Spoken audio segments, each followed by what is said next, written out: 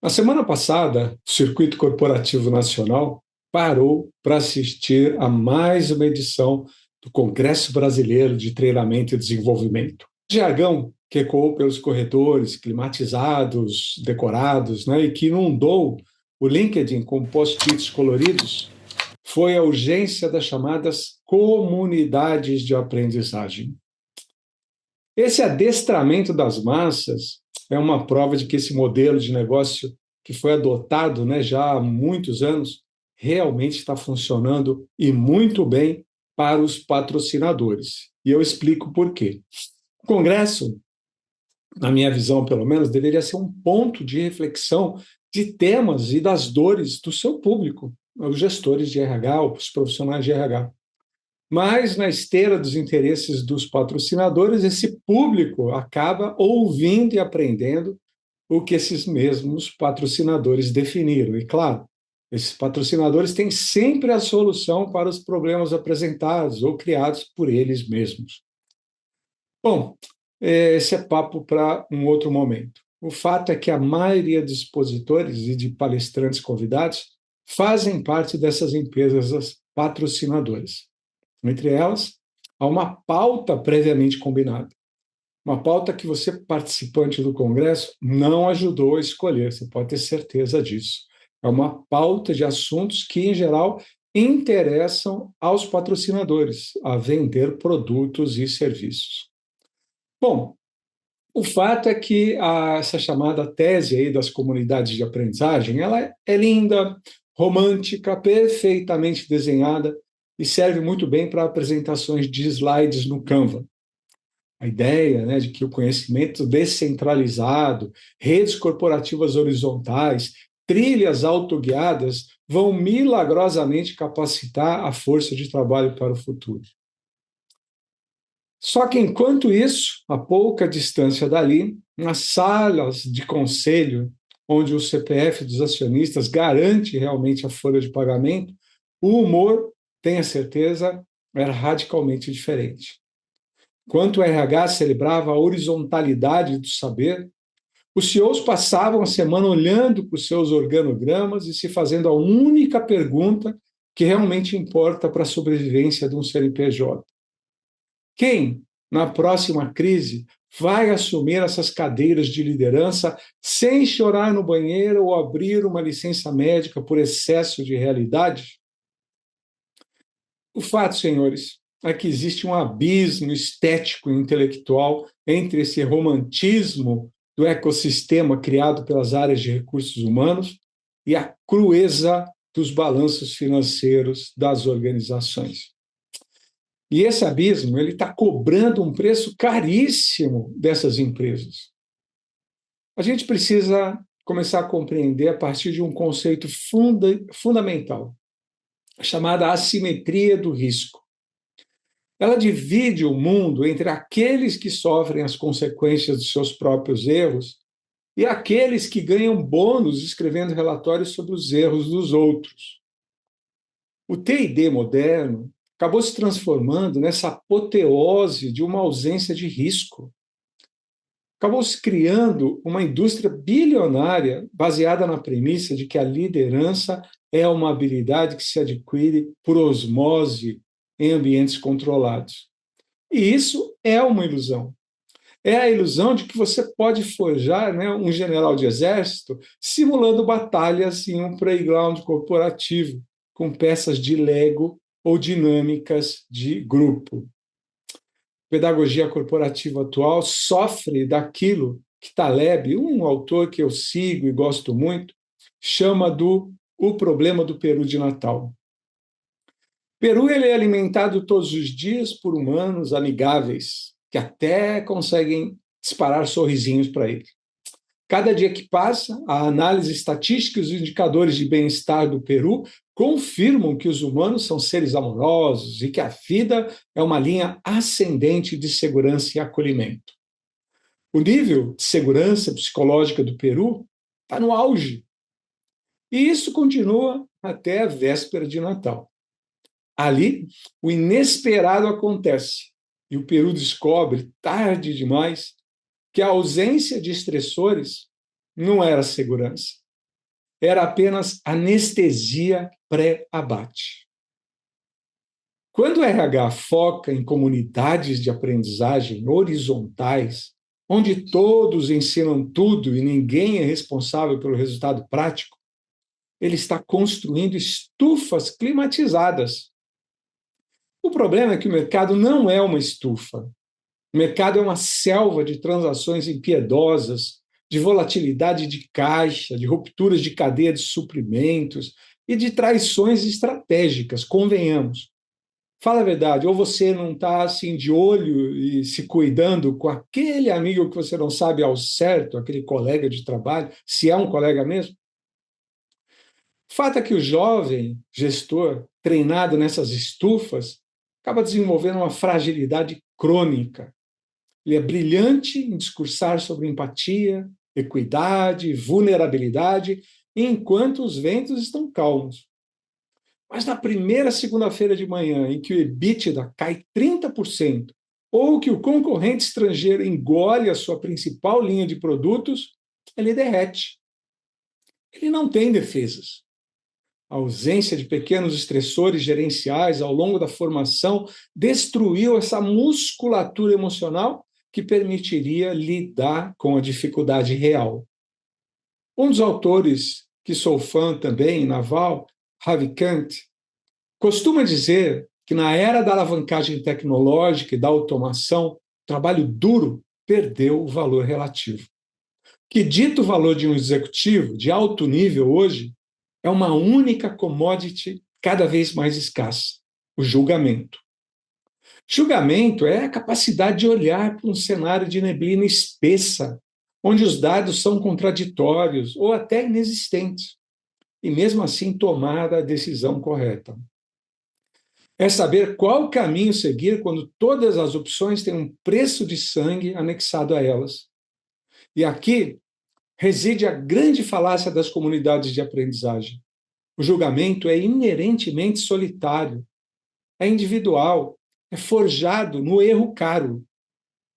Ele não emerge de uma inteligência coletiva de comitê.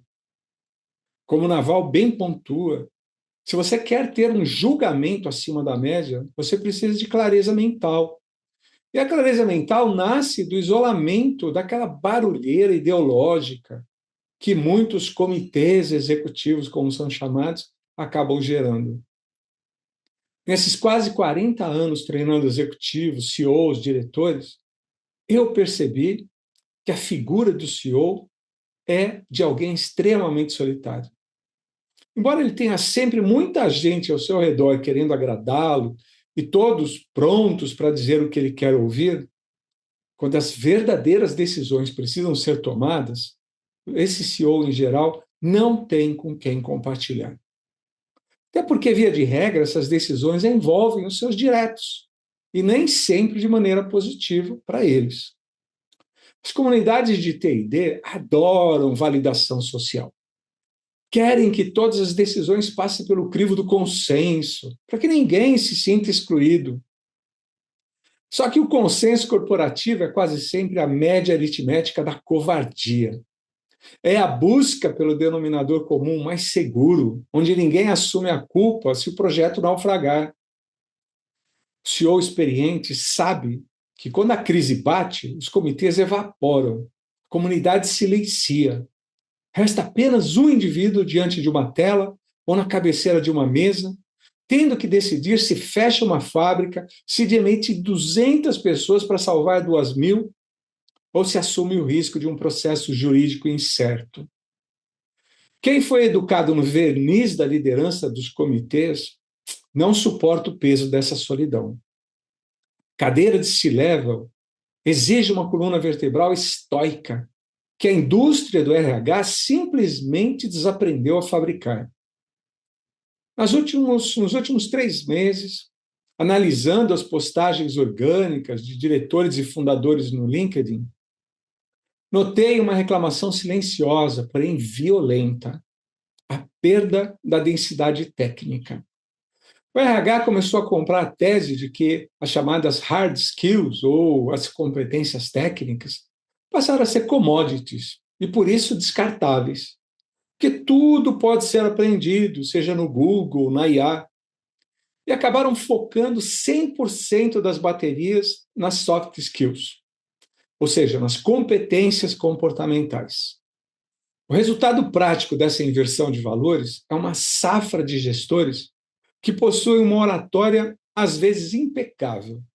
Dominam todas as siglas da moda: ESG, People Analytics, Canvas, Design Thinking, mas são analfabetos funcionais na leitura de um balanço patrimonial ou na engenharia reversa de um processo de operação industrial. É o que Taleb, outro autor importante, rotula como intelectual yet idiot, ou intelectual, mas idiota. Sujeito que passou pelos melhores MBAs, frequentou todos os congressos, repete os jargões de Harvard, mas não tem o menor instinto de sobrevivência no chão de fábrica. Ele confunde o mapa com o território. Se a realidade não se encaixa na matriz que ele aprendeu no workshop do CBTD, ele decreta que a realidade está errada. Nunca esqueci, um evento que eu vivi com um cliente lá no começo dos anos 2000, na região de Atibaia, o estado de São Paulo. Atendia naquela época uma multinacional alemã. O CEO, na ocasião, pediu ajuda para a gente encontrar um gerente de produção.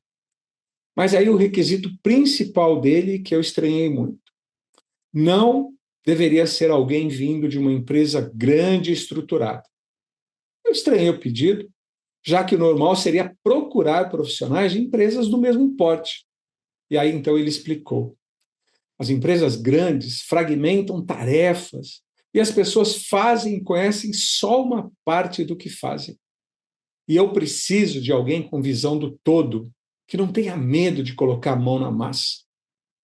Esses profissionais nessas empresas costumam funcionar muito bem, porque, na verdade, tudo já está pronto. Quando é exigido deles iniciativa, risco, eles não sabem o que fazer. Eles andam dentro de uma estrutura. Aqui eu preciso de alguém que construa a estrutura junto comigo. Então eu entendi o que aquele senhor estava dizendo. Um executivo sênior não quer um facilitador de conversas, seja na diretoria financeira ou na vice-presidência de operações. Ele quer alguém que saiba onde é que estão os gargalos do negócio e que tenha frieza de cortá-los e de agir. Quando o treinamento foca em agradar o colaborador através da experiência do funcionário, a ponto de esquecer a experiência do cliente, a empresa começa a morrer de dentro para fora. O foco mudou do produto para o umbigo. A organização passa a gastar mais energia gerenciando seus próprios melindres do que resolvendo a dor do mercado. Como, então, resolvemos o problema da sucessão em um mundo que insiste em infantilizar os adultos? A resposta está no retorno ao rigor e na redefinição daquilo que significa, de fato, desenvolvimento. Eu tenho batido nessa tecla há bastante tempo. Mas cada vez que eu falo isso numa palestra para gestores de RH, eu encontro caras feias e mesmo de negação. Penso que seria mais fácil falar de algum método novo e mágico para continuar embalando a alienação desses gestores da área. Acho, na verdade, que nós precisamos substituir o conceito de educação executiva como um entretenimento pelo conceito de educação executiva como forjaria. A forja não é um lugar confortável. Ela exige calor, pressão e choque térmico. O líder antifrágil, aquele que melhora com o caos, não nasce lendo manuais de felicidade corporativa. Ele nasce operando sob o estresse controlado e sofrendo as consequências reais das suas escolhas. Se o RH na sua empresa está usando as novas diretrizes de riscos psicossociais, como, por exemplo, a NR1, para mitigar qualquer nível de desconforto, eliminando avaliações de desempenho, suavizando feedbacks negativos para não estressar a equipe, ele não está protegendo a saúde mental de ninguém. Ele está, assim, cometendo um crime de lesa pátria corporativa. Ele está garantindo que quando a liderança sênior atual se aposentar, a empresa seja herdada por uma aristocracia de burocratas frágeis que serão simplesmente dizimados da primeira oscilação cambial.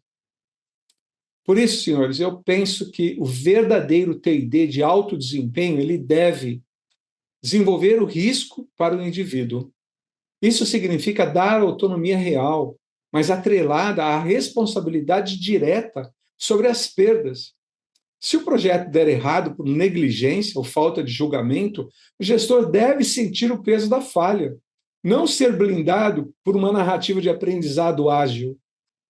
Ele deve também restaurar o valor do não dito, parar de premiar a sinalização de virtude no LinkedIn e começar a avaliar o caráter silencioso nas crises cotidianas.